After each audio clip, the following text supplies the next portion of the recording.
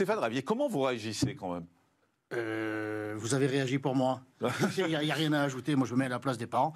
Depuis le début, j'ai participé au rassemblement il y a quelques jours à Paris, à l'appel de l'association Némésis, parce que Philippine, ça aurait pu être ma fille, ça peut être ma fille demain, en raison de ce laxisme judiciaire, ce laxisme qui est incarné par le ministre. Moi, ce qui me choque, c'est cette aridité du ministre, sa retenue.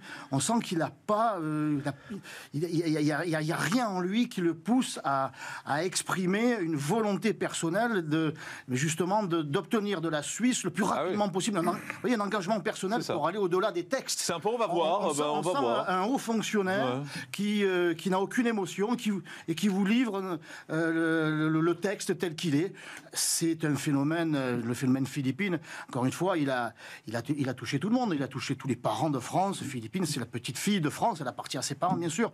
Donc il y a quand même là un exemple à donner dans la volonté du gouvernement que d'accélérer la procédure. Ben non, on a un ministre qui dit oui, on va voir, on va insister. Il ne faut pas insister là.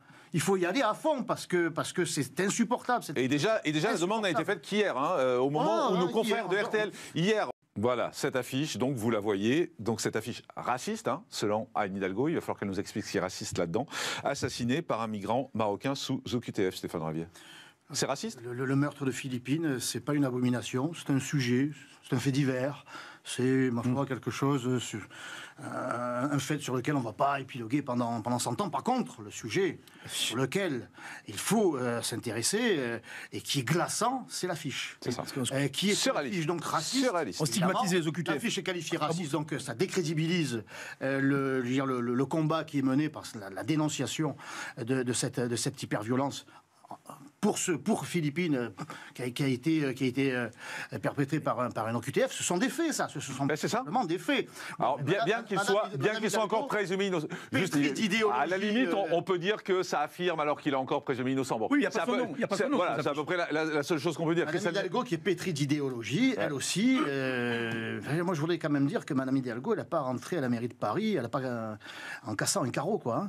On va frapper. Elle a été élue. Elle a été élue, bien sûr, tout à fait. Je rappelle quand même un petit peu aux Parisiens de se rendre compte qui ils ont porté et qui ils ont confirmé à la mairie de Paris et qu'ils en tirent enfin les enseignements dans les mois à venir. Au plus on ouvre les frontières, au plus il y a d'insécurité, au plus on ouvre les frontières, on les efface, et au plus il y a de frontières intérieures. Les gens se barricadent, il y a des codes, il y a des grillages, il y a des grilles, il y a des caméras partout. On réduit nos libertés individuelles parce qu'on a, par idéologie, effacé les frontières. Mais moi, me pose quand même la question, cet OQTF est marocain, comme celui qui a assassiné Philippine.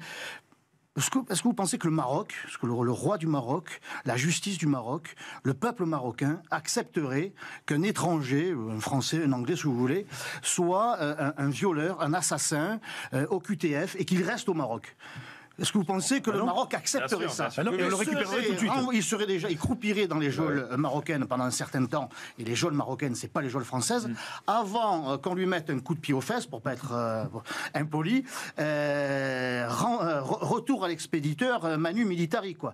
Donc il y a des pays qui ont une fermeté et qui sont déterminés, qui prennent des mesures, qui ne sont pas condamnées par les associations, par l'Europe, qui ont pour priorité de protéger leur population. Eh bien, il faut s'en inspirer. Mais juste, Stéphane Ravier, vous posez la question, vous dites, est-ce que le peuple marocain accepterait ça ? Mais est-ce que vous croyez que le peuple français accepte ce qui est en train de se passer ? Le peuple français ne l'accepte pas plus. Il l'accepte de moins en moins, je dirais qu'il vote de mieux en mieux.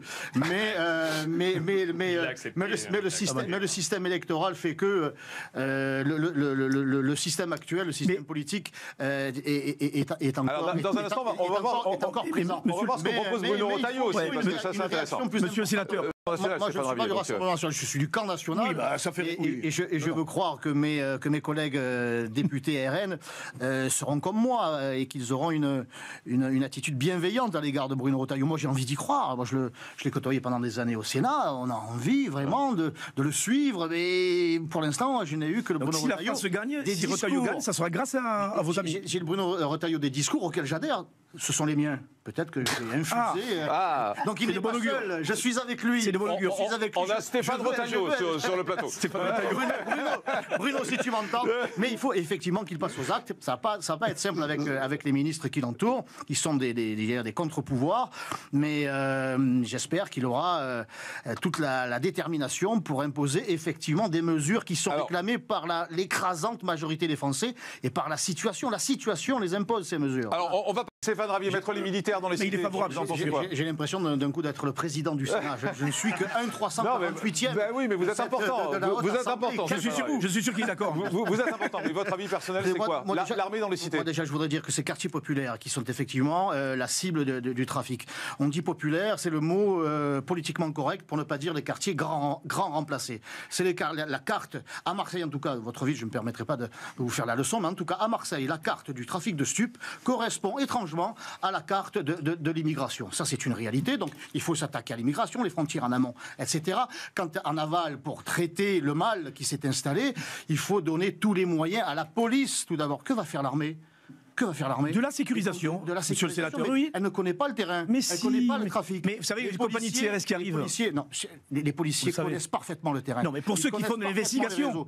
J'ai fait plusieurs visites avec eux de ces cités, et me disent à chaque fois, vous voyez, monsieur le sénateur, là, le chouf, il est là. Ceux qui font de l'investigation, elle est là.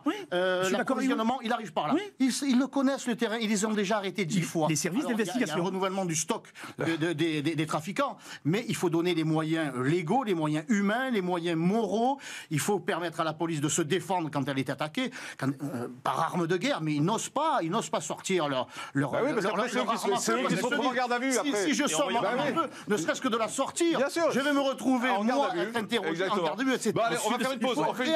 Réarmer la police. On est très en retard, pardon. Et réarmer la justice. Il est 11h36, on est très en retard.